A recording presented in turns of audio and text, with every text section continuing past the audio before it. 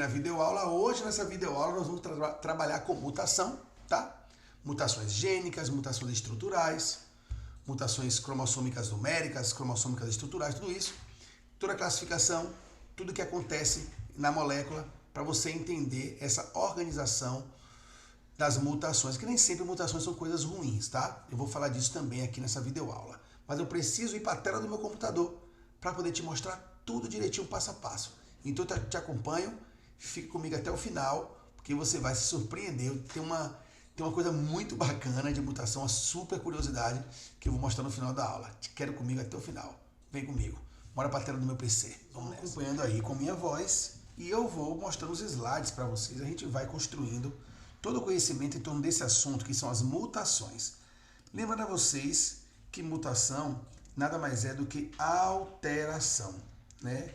Esse é o objetivo, certo, dessa palavra. É uma alteração genética. Não necessariamente, gente, toda mutação tem que ser ruim ou tem que ser boa, tá? Existem mutações que são neutras, tem mutações que geram produtos ou resultados que são muito positivos, outros que são negativos, tem de todo tempo, de toda forma. Geralmente, o impacto dessas mutações fica mais para o conteúdo de evolução. Hoje eu vou me ater à estrutura molecular, a tudo que está realmente relacionado não só à classificação, como à estrutura dessas mutações, tá bom? Primeiro eu vou começar falando de mutações cromossômicas, olha que tabelinha bacana, eu coloquei para vocês, você pode dar um pause aí, dar um print depois, fique à vontade. Existe mutação cromossômica que é estrutural e tem mutação cromossômica que é numérica.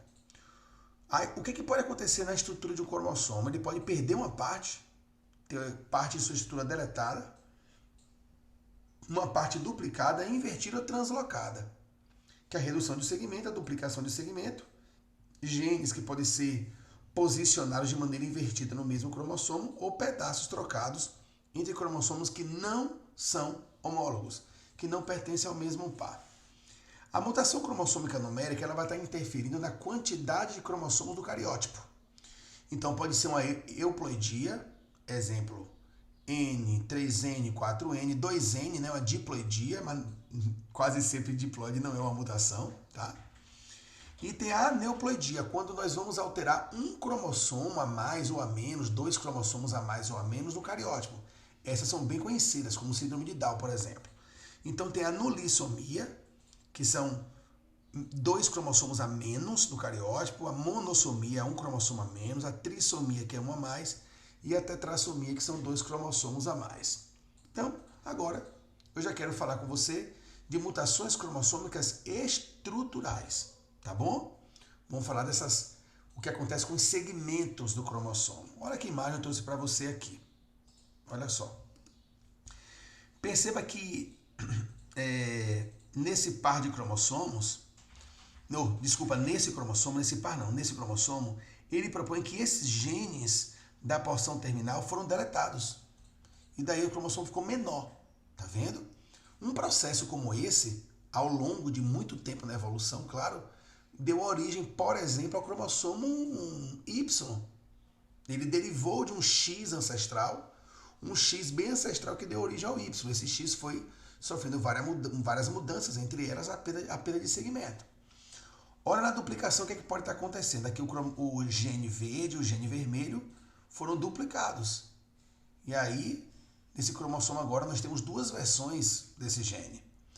Na inversão, perceba que essa tarja aqui mais escura, aqui é mais coloridinha vermelha, estavam nessa posição e foi invertido.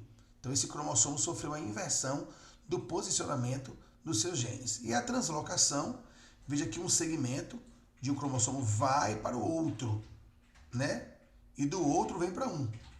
E acontece que, portanto, isso está acontecendo entre cromossomos que não são do mesmo par homólogo. Calma que eu não acabei isso não, vamos ver mais aqui.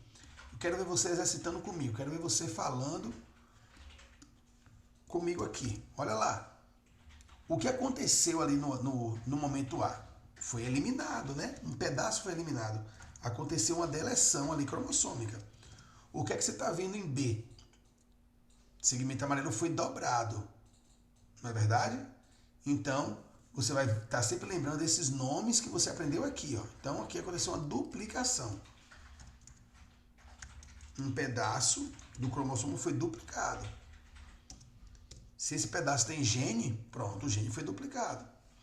Ali no C, aconteceu o quê? Pensem comigo. Inversão. Tá vendo? De maneira didática, ele põe que era amarelo primeiro, verde depois, aí inverteu, ficou verde e amarelo. E na letra D, que é o último caso aqui, você tem, portanto, cromossomos que não são homólogos, não são do mesmo par, mas trocam de pedaços entre si. Então isso aí é uma translocação. Tá bom? Olha que bacana. Ótimo. Agora eu vou te dar essa imagem para você dar um pause aí e resolver ela sozinho, tá bom? Depois você volta uns minutinhos antes aqui no vídeo e gabarita ela. Pronto? Quero que você faça isso aí em casa agora e no seu caderno. Vamos agora falar de mutações cromossômicas numéricas, aquelas que fazem ter um cromossomo a mais ou um cromossomo a menos. Gente, de qualquer sorte, toda vez que tem alteração no numerário dos cromossomos, nós temos um problema de meiose, certo? Aí, quase sempre é problema na meiose. Então, vou botar uma frase aqui do lado. Meiose, vou botar erros, né? Erros na meiose provocam mutações numéricas. Olha que legal.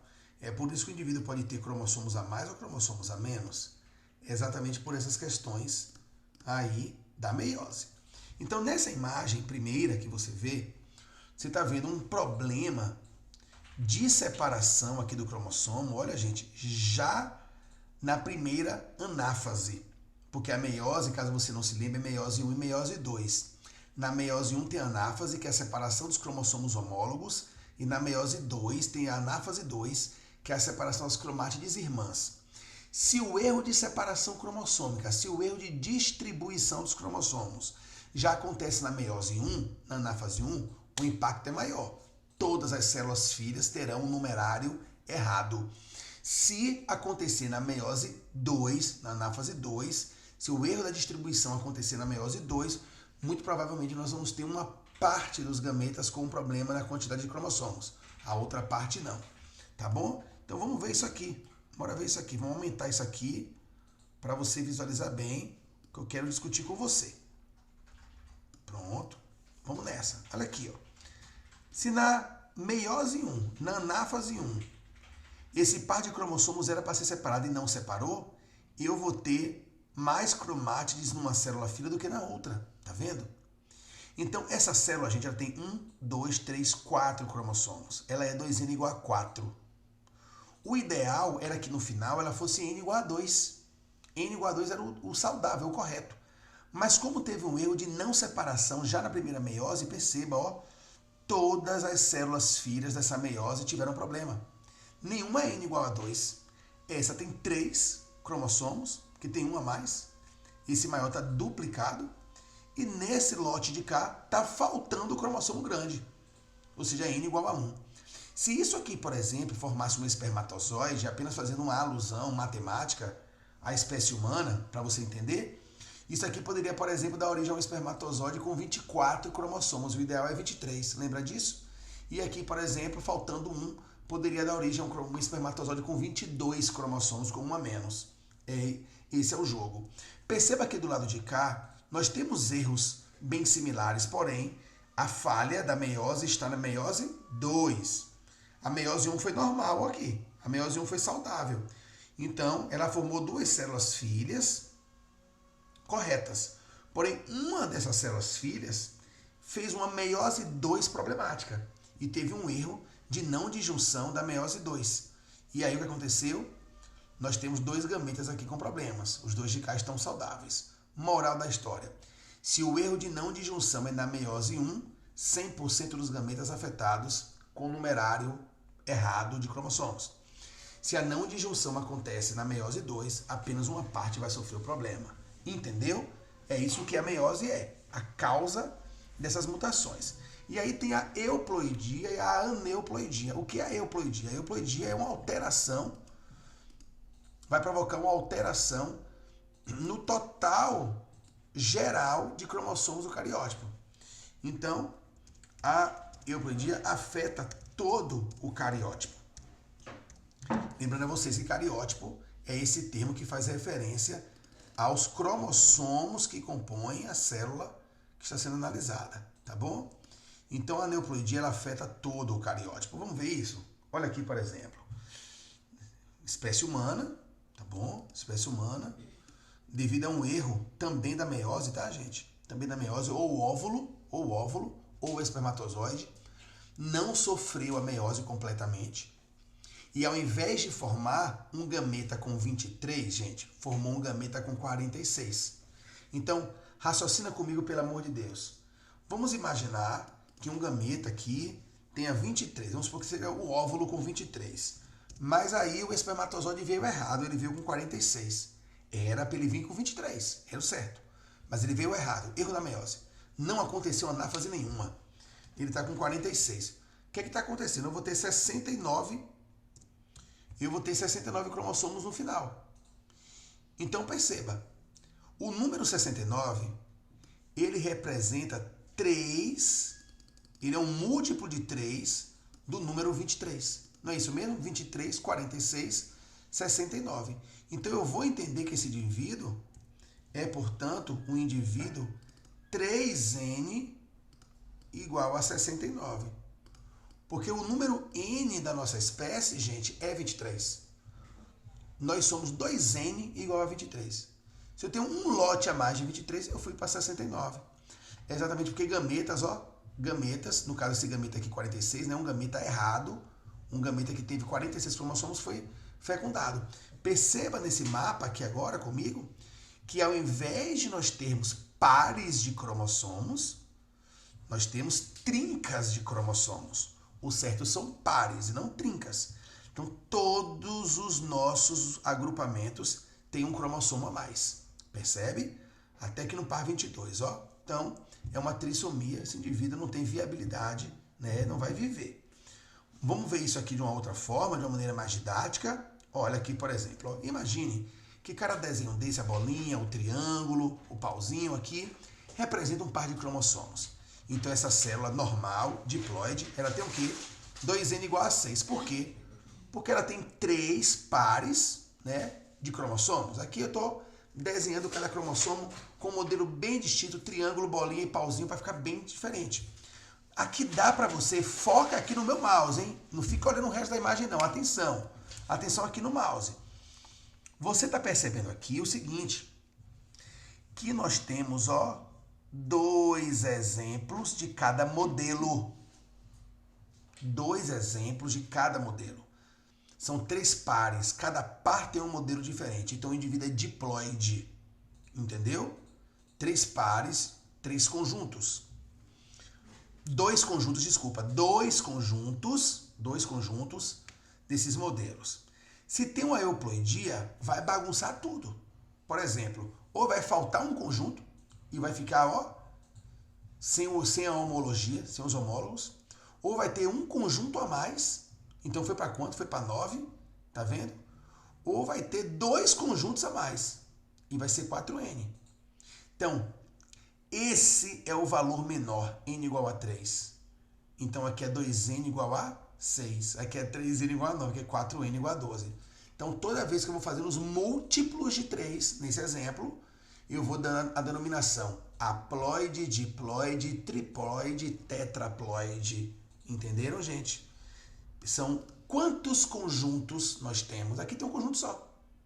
Um pauzinho, um triângulo, uma bolinha. Aqui eu tenho 3 conjuntos nessas imagens. 4 conjuntos, 2 conjuntos. Entenderam? Com os cromossomos acontece a mesma coisa. Foi o que você viu aqui. Se eu desenho um cromossomo de cada, eu estou vendo um N igual a 23. Estaria vendo um espermatozoide, por exemplo. Se eu vejo só 2 cromossomos nesse par, estaria vendo um indivíduo normal, 2N igual a 46. Eu estou vendo 3. Isso não é normal na espécie humana. Então, um triploide é um erro, é uma mutação euploídica, ou seja, o total do cariótipo foi comprometido. Bora ver agora nessa outra imagem aqui, agora sim, uma imagem mais organizada, tá bom? Já mais estruturada para uma questão, por exemplo, de genética, uma questão de mutação, algo do tipo. Então, olha só, olha qual é a condição haploide do indivíduo. Você está vendo aqui um modelo de cromossomo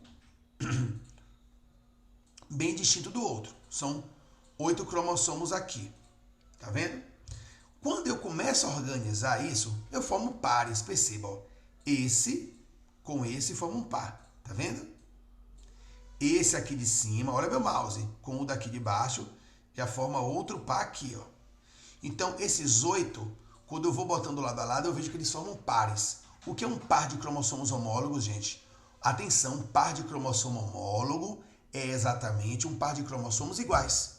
Iguais em tamanho, iguais na posição do centrômero, entenderam? E eles estão ali levando os mesmos genes, tá? Então perceba que nesses 8 cromossomos, turma, ó, é uma organização diploide. Eu tenho 4 duplas, 1, 2, 3, 4. São 4 pares homólogos. Agora aqui com 12, quando eu vou organizar a imagem, eu percebo que eu tenho 3 versões, ó, 3 exemplos de cada modelo. Eu falo, opa, isso é triploide, né? Tem 3 vezes, 3 conjuntos aqui. E nesse exemplo de cá eu tenho 4, tá vendo? Então essa célula aqui e essa de cá, essas duas últimas, estão sofrendo a euploidia, né? Estão com defeito, estão sofrendo a euploidia, tá vendo? Essa é triploide e a de cá é tetraploide. Sempre assim. Conjunto haploide, ele vai ser multiplicado por várias vezes, aí você vai ver os triploides, os tetraploides. Quando nós falamos de aneuploidia, agora a gente vai ver que é um cromossomo a mais, 2 a mais, 1 a menos. Essas são as mais famosas. Já vou logo de cara te mostrando a monossomia mais conhecida que nós temos, ou uma das monossomias mais conhecidas que nós temos, que é a síndrome de Turner. Olha como é o cariótipo do indivíduo, 45X. Ou seja, olha o par, tudo bonitinho, tá vendo? 2 cromossomos em cada par. Olha aqui, tudo bonitinho. Olha os pares cromossômicos aí. Quando chega no par sexual, que é o 23º par, só tem um X. E eu e você sabemos que o correto é o quê? Qual o correto? O que é que nós sabemos? Nós sabemos que se é, no caso do sexo feminino, há de ser XX o par sexual. E se é do sexo masculino, então há de ser o quê? XY. Isso seria o normal. Você está vendo que aqui tem um X só. Está faltando outro. Então é uma monossomia. Entendeu? E isso determina a síndrome de Turner, que as meninas podem sofrer. Tem um X só. É uma garota, tá? Porém, apresenta a síndrome de Turner, que entre outras características tem aqui, ó, o pescoço alado. Tá vendo? Alguns problemas no ciclo menstrual e pode ser também estéril, tá? Essa é muito conhecida, que é a trissomia da síndrome de Down. Lá antes foi uma monossomia, ó, mono, faltou um. Aqui tem um a mais, é uma trissomia. Ou seja, esse indivíduo tem 47 cromossomos. Ele tem um a mais, né? Tem 47. É uma menina. E esse terceiro cromossomo adicional tá onde? Tá no par 21. Vamos ver? Olha aqui o par 21. Era para ter só 2 cromossomos, como o par 20, como o par 19, o 15 aqui, o 16. Só tem 2, ele tem 3. Tem um cromossomo a mais aqui, tá vendo? Isso configura a síndrome de Down. Como é que você sabe que é uma menina? Ó, 2 cromossomos de mesmo tamanho, 2 cromossomos X no par sexual. Tá aí a síndrome de Down com suas características bem conhecidas e bem emblemáticas, a forma dos olhos, da boca, tá? Aqui agora você está vendo outra síndrome, que é a síndrome de Klinefelter. É um garoto. Olha, ele tem Y, mas ele tem XX também. Olha que louco. Então você está percebendo que aqui nesse par sexual, nós estamos observando, nesse par sexual, agora em destaque aí para você, tá vendo? Você está observando nesse par sexual, que tem 3 na verdade, né? E não 2. Então, a trissomia. Mas a trissomia do par sexual. É um menino. Mas ele tem 2X. Então, olha como escreve o cariótipo dele. É o 47 também. XXY. Um garoto de Klinefelter vai ter algumas características tanto na estrutura do seu corpo, como, inclusive, pode apresentar algumas características, como mudança na voz. Então, olha só, corpo em forma de pera. Percebem aqui, ó, a curvinha, olha. Corpo em forma de pera. Olha o peito desse garoto, ginecomastia, tá vendo? Esse acúmulo de gordura no bico do peito. E olha a postura corporal dele, como ele tem aqui esses ombros mais arqueados, percebe? Muito provavelmente a voz dele é fina e ele tem um pênis com menor tamanho, tá vendo? Isso é uma síndrome de Klinefelter. Deixa eu até colocar aqui o nomezinho aqui do lado para você. Pronto. É um menino, porque tem Y, né? Mas tem X demais, tem um X a mais. E aí tem essas características. Outra síndrome cromossômica é a síndrome de Edwards. Como você percebe, é uma trissomia também, porém no par 18. Olha, gente, lá no 18, cadê o 18? Olha, 18, tem um cromossomo a mais. Então, uma série de malformações nas mãos, nas pernas, também no tamanho da cabeça, comprometendo aí o indivíduo. E tem também uma conhecida síndrome, que é a síndrome do triplo X, que é uma mulher que tem um X a mais, também por um erro, né, lá na meiose.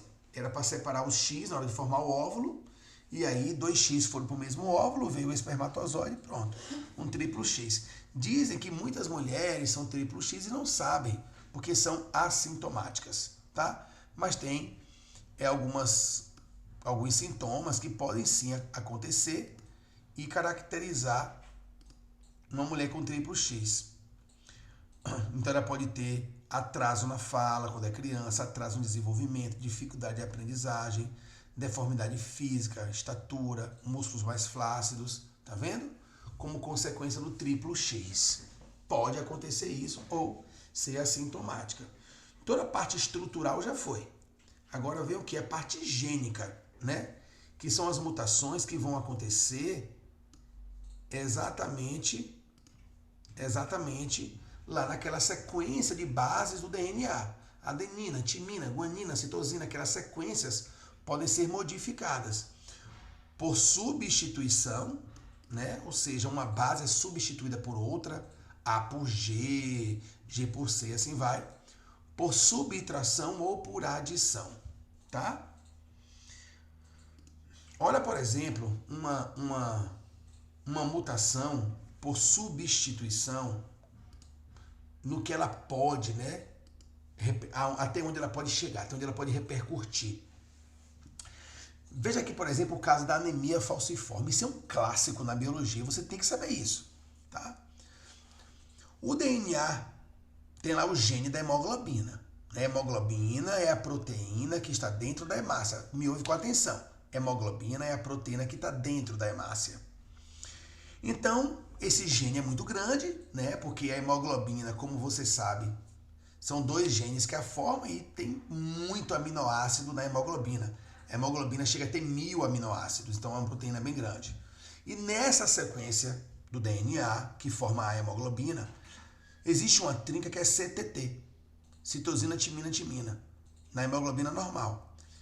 Essa sequência de DNA forma um RNA mensageiro com a sequência GAA, aqui é o códon. Esse códon determina o posicionamento aqui, ó, desse aminoácido na cadeia polipeptídica. Tá vendo? Que é o ácido glutâmico.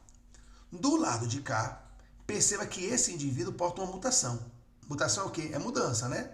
Então, o T foi substituído pelo A. Isso mudou o códon, porque o códon era GA, virou GUA. O que aconteceu? Ao invés do GLU, vem uma valina posicionada aqui. Pronto, cara. O fato de ter esta valina, apenas este aminoácido, gente, apenas este, entre os 1000 aminoácidos, entenda que os outros 999 estão corretos. Um só está errado. Isso já altera de tal forma a estrutura tridimensional da hemoglobina que faz com que, ó, em determinados esforços físicos, a hemácia não trabalhe muito bem com o gás oxigênio e assuma essa forma falciforme. Gente, Só uma base mudou no DNA. Uma base entre 1.500 bases, entre, sei lá, 3.000, entre 4.000 bases. Uma só mudou, uma letrinha só mudou. Mudou um único aminoácido na proteína. Mudou a célula, levou uma doença para o organismo. Entende? Então, nesse caso, a gente consegue ver claramente como a mutação, que é algo de nível molecular, né? A mutação é algo molecular, né? Eu vou até botar assim, gene, uma mudança no gene, acabou gerando uma mudança na proteína. Essa mudança na proteína acabou gerando uma mudança na célula. E essa mudança na célula acaba ocasionando um problema no organismo, que é no indivíduo. Perceba que aqui eu estou fazendo com você uma referência aos níveis de organização. Tá vendo, gente? Ó, o gene impactou a proteína impactou a célula impactou o organismo. Doença, anemia falciforme. Tá vendo? É desse jeito que a mutação pode realmente gerar características totalmente novas e que elas podem implicar, sim, em condições favoráveis ou desfavoráveis. Quem vai dizer se a mutação foi boa ou ruim é o meio ambiente. Aí vem a evolução, vem os princípios de Darwin, a gente vai ver no conteúdo de evolução, mais à frente, não é agora não. Então, tá aí, mutação gênica por substituição. Veja que agora uma mutação gênica por subtração, né? Que é uma deleção de uma base. Olha aqui, me acompanha aqui em cima na parte azul primeiro. Olha a sequência, CTC, GTG, GTG, ACC e vai embora. Perceba que esse DNA sofreu uma mudança. No lugar desse terceiro G aqui, olha essa guanina saiu, ela foi deletada. Tá vendo? Ó, olha lá embaixo no vermelho, não tem mais a guanina aqui. GTG, tá só GT. O que acontece então? Essa adenina, que ela é a primeira base do segundo códon, ela passa a ser o que? A última base desse códon anterior. Tá percebendo, gente? A adenina era o início da trinca ACC. Agora a adenina virou o quê? Virou o final desse códon anterior. Então, nós tínhamos aqui a sequência GTG. Agora essa sequência virou o quê? GTA. Tá pegando a visão comigo aí agora? Essa outra sequência aqui à frente, que era portanto, a sequência ACC, já mudou. Virou a sequência CCC, porque pegou o C lá da frente. Tá vendo? Como cada códon desse implica na posição de um aminoácido, perceba que essa proteína aqui de cima era leucina, valina, treonina, prolina. Ó, a sequência. Agora virou leucina, valina, prolina, leucina. Olha que loucura. Treonina e prolina, os dois últimos, deram lugar a prolina e leucina. Ou seja, mudou a sequência de aminoácidos. Isso pode ter impactado a proteína de tal forma dela, por exemplo, não funcionar. Uma mutação por adição é quando coloca-se uma base a mais no gene. Então perceba aqui agora que eu tenho uma sequência de DNA normal, né? Então lá no DNA tem essas sequências. Essa sequência no DNA, gente, vai obviamente influenciar na sequência no RNA mensageiro, né? O RNA mensageiro não está sendo mostrado aqui para você, tá bom? Não está sendo mostrado, mas acaba que essa sequência implica posteriormente na tradução, lá no ribossomo, no posicionamento de treonina, metionina, glicina, arginina, glicina. Perceba que aqui embaixo, esse DNA sofreu uma mutação. Então ele é um DNA mutante. Tá vendo? E aí, exatamente aqui, ó, na segunda trinca, olha, foi inserida uma guanina. Não tinha guanina aqui. Ela surgiu aí, ela foi inserida. Foi uma adição. Quando ela encaixa aqui, o que acontece, gente? Daqui para frente tudo vai mudar. Ela vai mexer toda a sequência daqui para frente. Então, as trincas mudando, você vai perceber com calma que elas mudaram. Olha a sequência agora como mudou. Asparagina, valina, treonina, mudou tudo nesse exemplo. Então, dessa forma, você vê como uma base só pode mudar tudo. Ou também pode não mudar nada, né? Como eu disse para vocês. Logo, toda vez que a gente fala de mutação, é importante lembrar isso.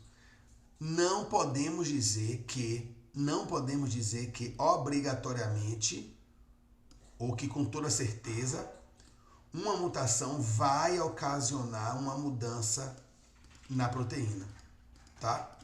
Então, vamos construir aqui algumas coisas com vocês sobre mutação. Primeira informação que eu quero falar de mutação. Ela acontece de maneira espontânea e aleatória, certo? O nosso material genético, né, o nosso DNA, ele é totalmente preparado já para sofrer mutação. Esses erros já acontecem, certo? Então, como você viu aí, tem mutação que acontece lá na meiose por causa da mutação numérica, como eu te falei. Agora, quando eu falo aqui de mutação gênica, que é essa que nós estamos falando, deixa eu colocar o tema aqui em cima para não confundir você. A mutação gênica ela acontece de maneira espontânea e aleatória. O DNA está lá e ele erra. Então, é um erro que está muito relacionado ao trabalho da DNA polimerase, que é aquela enzima que constrói os DNAs novos. Lembra que ela pode errar. Ela tem que fazer encaixes ali, ela pode errar. Outra coisa importante, a mutação se perpetua na replicação do DNA. Quando o DNA se replica, amigo, aí já foi. A gente está passando uma cópia. Nós estamos passando uma cópia da mudança para a molécula de DNA seguinte, certo? Então, em condição natural, é isso que está acontecendo. Outra informação importante, ela pode ser neutra, do tipo, teve uma mutação, mas não alterou nada de maneira significativa, a proteína continuou funcionando do mesmo jeito, aquela sequência, ela às vezes nem mudou o aminoácido. Ela pode ser positiva ou negativa. Lembrando a vocês que quem vai determinar se ela é positiva, negativa, se ela é neutra, é o meio ambiente, né? Se ela gera uma doença que mata o indivíduo, é óbvio que é uma coisa negativa. Então, é bom lembrar que várias características surgiram por mutação. Então, ela cria, novas características, novos genes também. Isso pode acontecer também. Pode ser sim. O trabalho da mutação criar novos genes. Pode acontecer isso. Então, a variação da cor de nossos olhos, de nossa pele, de nosso cabelo. Consequência o quê? Consequência de mutações. O homem não surge negro com alelos dominantes para a melanina. Por mutações surgiu o gene mais claro, surgiu o homem branco. Entende? Então a mutação nem de toda é ruim, nem de toda é boa. Tá? Falam por aí que a maioria delas é neutra. Tá? A média é essa aí. Até porque a mutação, gente, para se perpetuar, é meio complicado, porque o sistema de reparo, nós temos um sistema de reparo. O nosso DNA tem um sistema que conserta isso, mas quando ele não conserta, a mutação segue, entendeu? Tem uma mutação gênica que eu trouxe para vocês aqui, que eu acho muito bacana, essa mutação gênica, que é a mutação no gene LMNA. Isso é uma sigla da palavra lâmina, certo?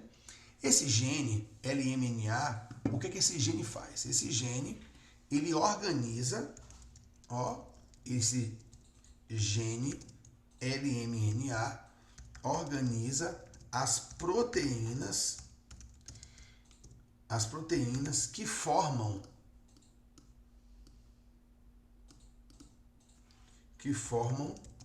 a lâmina proteica que reveste o núcleo celular por dentro. Então, o nosso núcleo, ele tem lá uma organização proteica por dentro dele. Toda vez que essa proteína interna, olha só, presta bem atenção, toda vez que essa proteína interna está bagunçada, está com defeito, o indivíduo envelhece. O nosso envelhecimento é, entre outras características, isso. Essa falta de renovação dessa estrutura interna do núcleo. Então, pelo amor de Deus, se teve uma mutação desse gene, o núcleo do indivíduo vai ter um problema. Então, mutações no LMNA geram problemas na estruturação do núcleo. Aqui, ó. Vou botar aqui, ó. Mutações no gene LMNA provocam deformidade na estrutura nuclear. Tá vendo?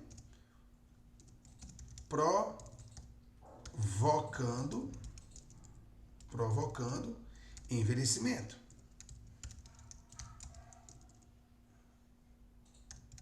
Estão entendendo, gente? Agora pasme, né? Para quem não conhece, vai pasmar agora. Você está olhando aqui, ó, para uma criança. Sim, ele é uma criança. Olha que coisa mais impressionante de se descobrir, pelo amor de Deus. Ele é uma criança, gente. Dá para acreditar? Quando ele tirou essa foto, ele tinha aí em torno de 12 anos de idade. Agora, olha o aspecto de alguém mais velho. O nome dessa doença é progéria, tá? Alguns chamam de progeria. Enfim, eu conheço como progéria.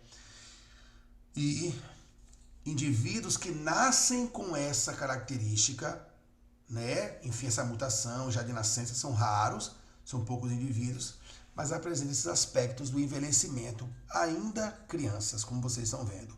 O filme, O Curioso Caso de Benjamin Button, retrata essa doença numa história muito bonita do filme. Pronto? Nós vimos as mutações gênicas, as mutações cromossômicas estruturais e as mutações cromossômicas numéricas.